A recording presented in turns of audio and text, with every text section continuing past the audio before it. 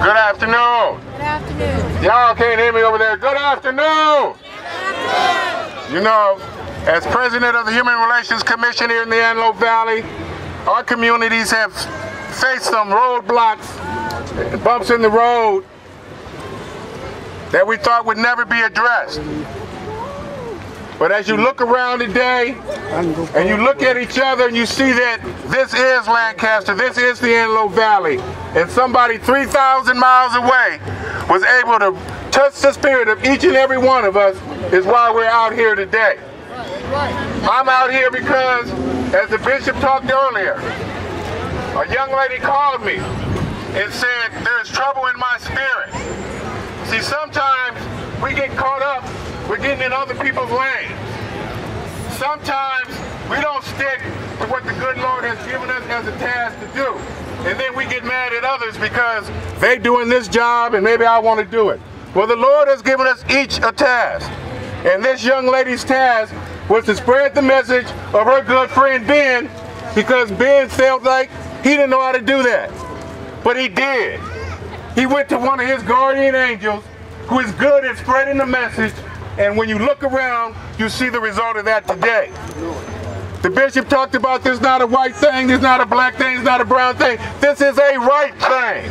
Yes. Can I hear you say, this is a right thing? It is a right thing.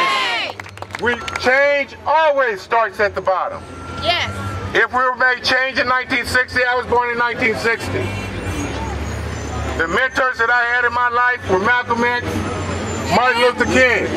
My father wasn't in the home. I had five aunts and my mom. I was raised by all women. I didn't meet my father till I was 13 years old.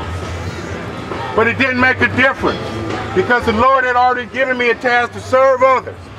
So don't get upset if I'm up here talking and you wish you could be up here talking.